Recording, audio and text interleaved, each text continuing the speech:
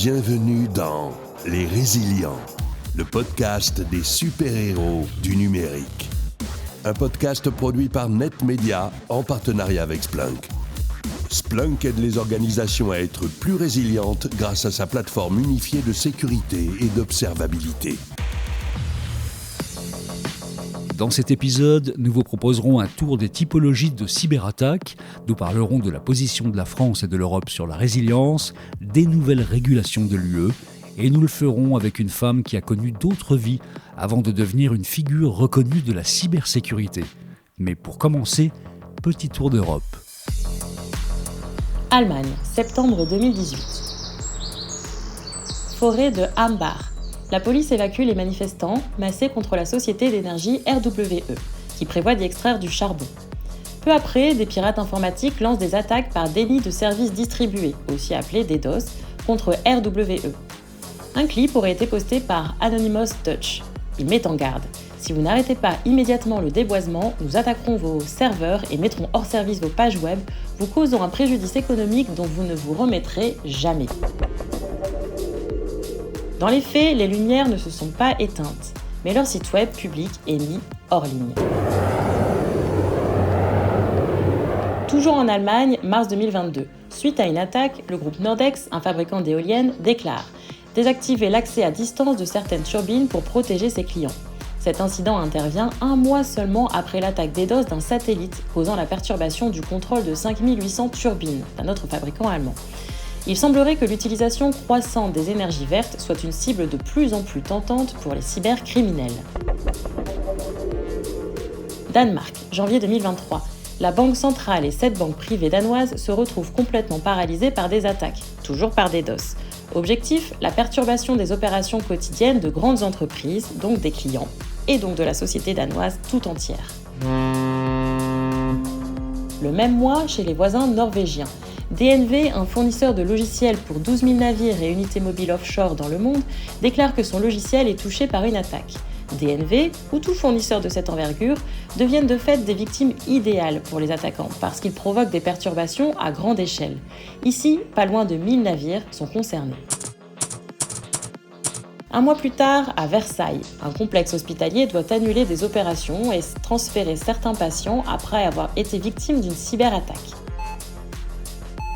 La cyberattaque entraîne une réorganisation totale de l'hôpital, déclare le ministre de la Santé.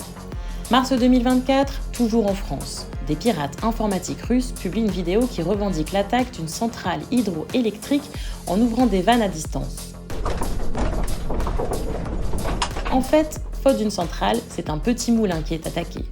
Pourtant, les membres du groupe de hackers Sandworm ne sont pas des novices. Ils ont déjà attaqué des installations électriques en Ukraine ou encore infiltré la messagerie d'Emmanuel Macron. Pas de quoi se réjouir.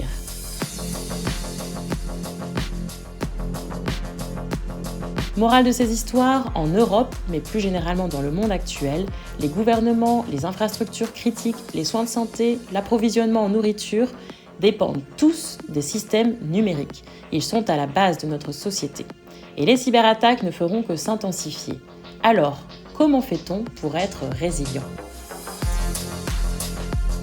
Cette introduction est comme dans chaque épisode des Résilients signée Audrey Williard, Senior Content Marketing Manager chez Splunk. Audrey qui est à mes côtés également pour échanger avec notre invité Iman Daou, lauréate de l'European Cyber Women Hope Award 2023 et depuis quelques semaines à peine manager cybersécurité de SIA Partners. Bonjour Iman Daou. Bonjour Bertrand, bonjour Audrey. Pour rebondir sur ces histoires de cyberattaques en Europe, quelles sont les grandes menaces que vous voyez actuellement ?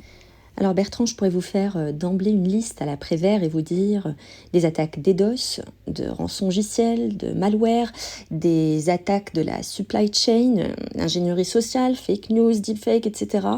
Mais c'est une question qui demande de prendre du recul, alors que certains adoptent volontiers un vocabulaire belliciste et n'hésitent pas à accuser ouvertement et à tout va la Russie, la Chine ou encore le Soudan.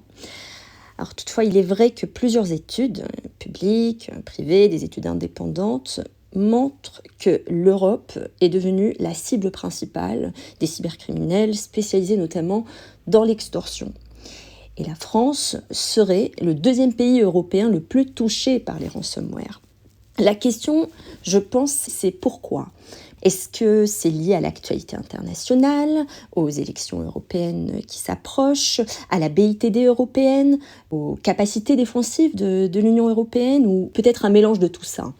Vous savez, cette notion même de cybercriminel peut être remise en question, puisque partons du postulat premier, qui est celui qui voudrait que on s'inscrive, et par on, j'entends l'Europe de l'Ouest, dans une cyberguerre. Alors la définition des termes revêt une importance primordiale. Combattons-nous des cybercriminels ou des cybercombattants ou des cybercriminels qui œuvrent pour le compte de pays tiers, ou tout cela à la fois ? Alors je vais éviter ici toute controverse et répondre à votre question en inscrivant mon propos dans quelque chose d'institutionnel. En février dernier, l'ANSSI a publié la 3e édition de son panorama de la cybermenace, qui est un panorama grand public et qui décrit les principales menaces constatées et qui se concentre sur les intentions des attaquants, leurs capacités et les vulnérabilités exploitées pour justement compromettre les systèmes d'information. Alors sans grande surprise, les premières sur le podium sont les attaques à visée d'espionnage. L'ANSSI les qualifie d'attaques d'espionnage tant stratégiques qu'industrielles, où les attaquants ciblent des entités de secteurs stratégiques pour exfiltrer de la donnée. On observe aussi qu'il y a une hausse des attaques à motivation politique qui se matérialisent notamment par des attaques DDoS, des défigurations de sites internet et des divulgations de données. Et ces attaques-là, on les prête d'ailleurs volontiers à des groupes d'activistes. Et en parallèle, il y a également un constat qui est intéressant, que l'ANSSI pointe et qui se matérialise dans une augmentation du nombre d'attaques contre les téléphones portables qui visent à espionner des individus ciblés. Et cette tendance, elle est notamment soutenue par la prolifération de solutions offensives qui exploitent des vulnérabilités zéro-clic. On en parle pas mal en ce moment. Et puis enfin, il y a la deuxième typologie d'attaque qu'on pourrait qualifier d'emblée d'attaques à but non lucratif, qui sont ces fameuses attaques par rançongiciel et qui, et vous le disiez en introduction, vont viser peut-être des secteurs tels que les collectivités territoriales, les entreprises stratégiques aussi, et ça va être des attaques par rançongiciel avec une hausse constatée par rapport à l'année précédente de 30%, ce qui est tout de même assez considérable. Et puis ces attaques par rançongiciel vont surtout viser des secteurs nouveaux tels que les collectivités territoriales. Et on en parle de plus en plus aussi, elles vont viser le secteur de la santé. Ce qui est important de retenir ici à mon sens, c'est que le niveau de la menace continue d'augmenter. Et partant du postulat que le risque est une menace qui exploite une vulnérabilité, et que dans ce cas bien précis, le risque est systémique, alors il est primordial d'adopter une approche régionale qui soit à la fois proactive et intégrée pour garantir justement une défense robuste et durable. Imane Daou, vous qui êtes experte indépendante au Collège numérique France 2030, quel est selon vous le positionnement de la France et de l'Union européenne sur la résilience numérique ? La sécurité et la résilience numérique sont plus que jamais au cœur des politiques publiques en France et en Europe, et on peut s'en féliciter d'ailleurs. Et les États membres de l'Union européenne veulent renforcer leurs capacités, leur posture de résilience et promouvoir une culture de sécurité, et c'est très bien. Encore faut-il mettre les efforts nécessaires pour se donner les moyens de ces ambitions-là. Alors en France, par exemple, ces ambitions sont soutenues par un cadre réglementaire, somme toute assez robuste, et qui intègre plusieurs niveaux de protection, de la sécurité des systèmes d'information nationaux à la protection des données sensibles et à diffusion restreinte. Alors à titre d'exemple, nous avons des obligations strictes de notification des incidents qui sont imposées aux opérateurs d'importance vitale, aux opérateurs de services essentiels et aux prestataires de services numériques. Et puis, vous n'êtes pas sans savoir que la loi de programmation militaire d'août 2023 vient appuyer cette volonté de poursuivre le développement d'une cyberdéfense de premier plan qui soit robuste crédible et qui soit surtout apte à assurer dans la durée la résilience des activités critiques et l'interopérabilité avec les alliés de la France. Et pour ça, cette LPM 2024-2030, elle va allouer un budget de 4 milliards d'euros qui seront investis dans le domaine de la cyber, que ce soit dans les domaines de lutte informatique défensive, offensive ou d'influence. Et puis, sur la partie peut-être France 2030, cette initiative, elle ambitionne aussi de tripler le chiffre d'affaires de la filière à 25 milliards d'euros et de doubler le nombre d'emplois en encourageant aussi par là même l'émergence de licornes françaises dans le domaine de la cybersécurité. C'est très ambitieux et cette ambition, elle est également soutenue par le fonds dont on ne parle pas souvent, qui est le fonds Next Generation EU, qui est un plan de relance post-Covid 2019 et qui consacre une part considérable de son enveloppe totale à des mesures qui soutiennent la transition numérique, la recherche et l'innovation et la cybersécurité. NIS2, DORA, l'IA Act, pour ne citer que, on a une pléthore de régulations, notamment européennes, qui est souvent perçue comme un poids, mais de votre côté, vous y voyez plutôt une façon de se démarquer. Absolument. On pourrait ajouter le Cyber Resilience Act qui vise à assurer une plus grande résilience des produits matériels logiciels, ou encore la future législation spatiale de l'Union européenne qui s'attardera sur les aspects cyber. Et je sais que ces régulations hérissent le poil et donnent du fil à retordre à la fois aux régulateurs, aux autorités de surveillance et aux opérationnels qui ont la lourde responsabilité de mettre en œuvre et de maintenir en conditions opérationnelles les mesures de sécurité qui en découlent. Toutefois, oui, et je n'ai de cesse de le répéter, et je ne suis d'ailleurs heureusement pas la seule à le penser, ces réglementations européennes représentent une réelle opportunité de se démarquer, certes, et j'y reviendrai, mais aussi et surtout une opportunité ou le moyen de renforcer les capacités de l'Union par la coercition. Alors oui, je l'assume. Et moi, je vous le dis, et sans langue de bois, les praticiens de la cyber, les RSSI et les CISO, en premier chef, devraient se réjouir de cet attirail réglementaire qui constitue l'argument ultime à présenter à son top management pour débloquer les fonds et faire prendre la mesure des enjeux cyber à tous les niveaux de l'organisation. Et quelque part, in fine, qu'on se le dise, prendre du galon aussi. Puisque, je le répète, la cybersécurité est une discipline absolument transverse qui concerne tout le monde sans exception. Et puis, pour revenir sur la question d'une opportunité de se démarquer, l'Europe a une très bonne carte à jouer, et elle le fait d'ailleurs très bien, puisqu'elle inscrit sa démarche de réglementation dans un cadre étendu, qui est le programme d'action numérique européen à horizon 2030, ou qui vise à renforcer la souveraineté numérique de l'Union, à améliorer la résilience, la compétitivité de ses entreprises, la coordination entre les États membres, etc. Mais c'est surtout une opportunité de se démarquer via un soft power, parce que cette réglementation-là, elle vise également se doter d'une réglementation aussi musclée. C'est aussi un moyen de soft power qui est conséquent. Si on prend l'AI Act, à titre d'exemple, ça a beaucoup fait jaser. Certains ont crié au drame en disant que l'Union européenne allait se mettre des bâtons dans les roues et empêcher justement l'innovation, etc. Alors qu'en réalité, nous ne sommes pas les seuls à réglementer.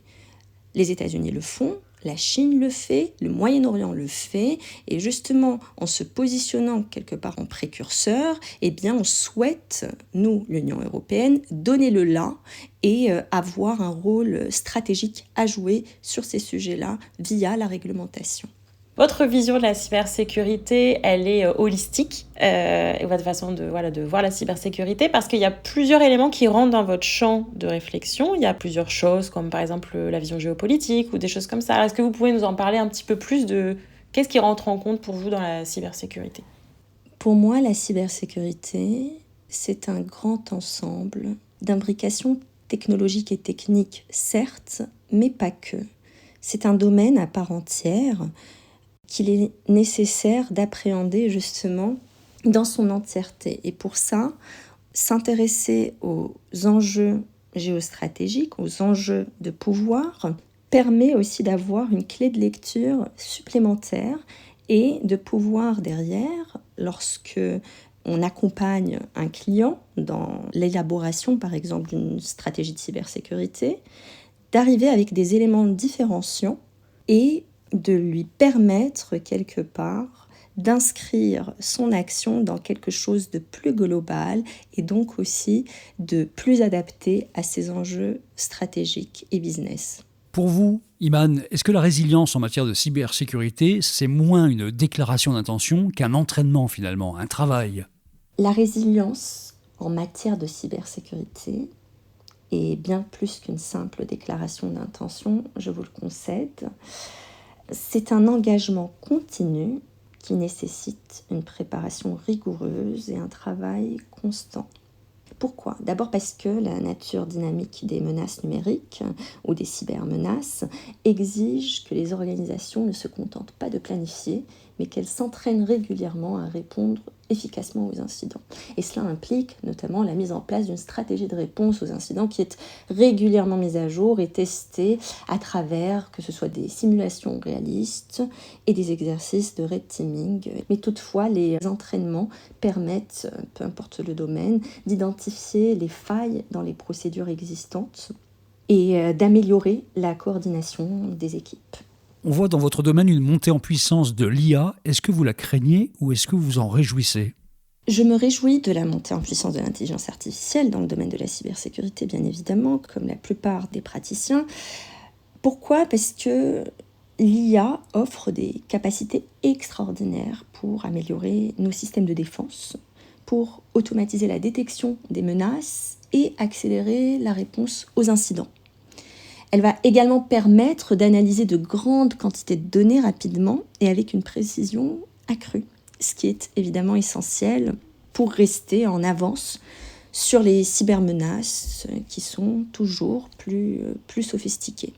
Et puis aussi, grâce à l'IA, nous pouvons automatiser des tâches répétitives et chronophages pour permettre aussi aux équipes de se concentrer sur des problématiques peut-être un peu plus complexe ou plus stratégique. Et bien sûr, il est crucial d'adopter cette technologie de manière responsable, en veillant à ce que les systèmes soient éthiques, transparents et conformes aux réglementations en vigueur. Donc il s'agit pour les entreprises qui ne l'auraient pas encore fait, d'élaborer des politiques qui viennent encadrer l'utilisation de ces intelligences artificielles. Alors, Iman, comme vous le savez, ce podcast a pour thématique les super-héros. Donc, si vous pouviez avoir un super pouvoir qui vous aiderait au quotidien, quel serait-il ? Alors, pour rester sur cette thématique de l'intelligence artificielle, ce serait très certainement d'augmenter mes puissances de calcul pour absorber des quantités titanesques d'informations en un rien de temps. Évidemment, en faisant la part entre ce qui est bon d'absorber et ce qui ne l'est pas. Ok, si vous aviez pour un prochain épisode une super-héroïne qu'on pourrait interviewer, qui aurait des choses à dire sur la cyber-résilience ou la résilience, ce serait qui ? Sans hésitation, je dirais Coraline Flobinus, qui est une super praticienne spécialisée dans les questions de résilience et de gestion de crise, et qui à bien des égards est intervenue en accompagnement de clients en Europe, en Afrique, et sur des problématiques très diverses. Je la recommande sans hésitation. Merci beaucoup Iman Daou. Merci Bertrand, merci Audrey. Vous étiez l'invité des Résilients, le podcast des super-héros du numérique, un podcast produit par Splunk, la plateforme qui renforce la résilience de votre organisation. L'histoire de cyberattaque en introduction, l'écriture et l'accompagnement éditorial de ce podcast sont au crédit d'Audrey Williard. Retrouvez tous les épisodes précédents des Résilients sur les principales plateformes de podcast. N'hésitez pas à vous abonner. À très vite pour un nouvel épisode. Retrouvez l'ensemble des épisodes de Les Résilients sur toutes vos plateformes de podcast préférées. Et pour plus d'histoires d'organisations résilientes, rendez-vous sur le site de Splunk, SPLUNK. À bientôt.